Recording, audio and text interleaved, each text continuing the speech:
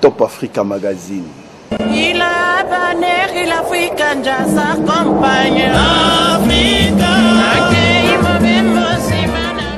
Top Africa Magazine.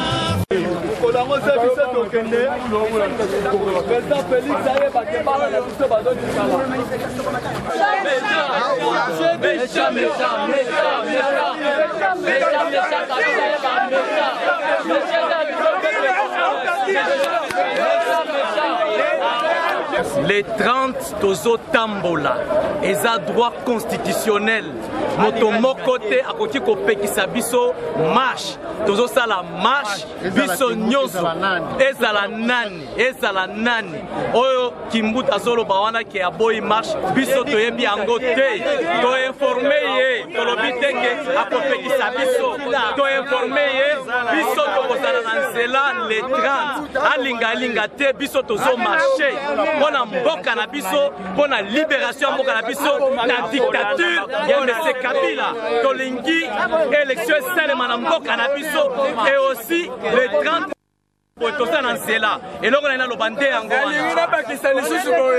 Total régime d'information, un autre régime. Libéré, combattant tout au service. Libérer tous les combattants dans les services spéciaux. Les combattants vont venir dans Ndolo. Ils n'ont rien fait dans Katiamboko. Basali Mabete, Bozoko c'est la bango, Biloko Bozo le Bawana, Okamouina Sapo. C'est nos frères. Bazaba la Babola, ils se débrouillent d'une manière ou d'une autre. Batekaka, Bazo c'est la lutte pacifiquement. Le Kouta, Botika Bakom. James Ratim, Waza Libanda, Cheko et consort, Baza tout Libanda, Olikita se bango Cheko, Aza Libanda, Kabila, Tika ko intimidé, combattant de l'UDPS, Tolitena Mobutu, Akwea, Tolitena Kabila le père, Moutou Mounena Kosa. Les 30 confirmés, nous allons. Bana Congo, Tobandi, opération de Bouko, Congolais. IDPS viva! Viva! Tolobi toza déterminé! Kimbuta azana droite ya kopekisa manifestation. Voilà. La constitution est PC ndingisate a pekisa manifestation. Et PC que a sécurisé ma manifestant. Soki a boyi ko sécuriser biso atika biso moko to ko marcher ande tozali déterminé les 30. Bakoyoka nini?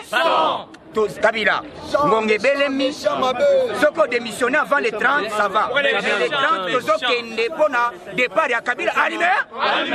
On attendait. Aza méchant, Pona Mboka Nangai. Ya solo, Baoumeli, Basali ya Kosala, Tomoni Eloko Malonga te. Oyebiete Nyonso Basali wana gouvernement na président Joseph Kabila. Kabila. Kabila.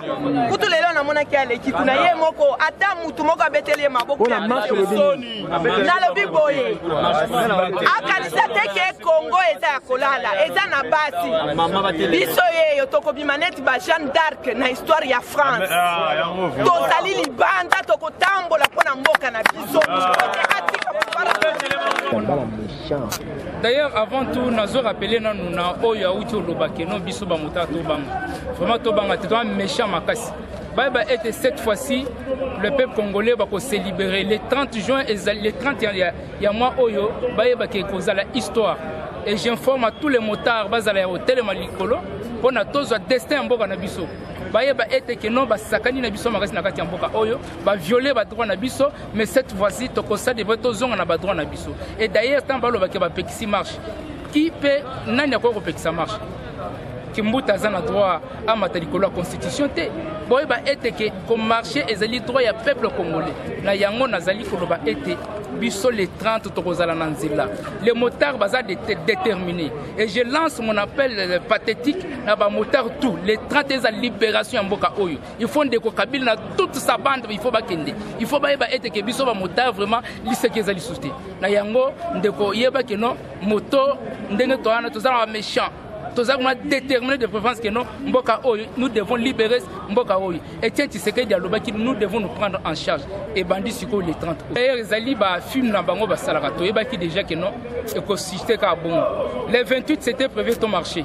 to comprendre ba proclamer qui le 28 totali bango to simbisi bango na touche ke babi misabe bato le 28 batali ke eza déjà perte na bango to beti bango mbata na yango basta de préférence que non va profiter pe mkolo na biso mutuneti mende mutuneti wili mishiki abima pe a marché fallait batika bango pe to kutana nzela to ba tano ezali ko simbisa bango simso to simsa bango na yango bania ba profiter ba sala loko kimbuta uti lo wana wana eza ba distraction na biso la déclaration kimbuta vraiment ça nous engage pas biso to zotali la constitution ko marché na kati ya mboka na biso to zali na régime d'information ezali te ya obligation ya ko tout na ba permettre biso olandi ndeko bato de nous.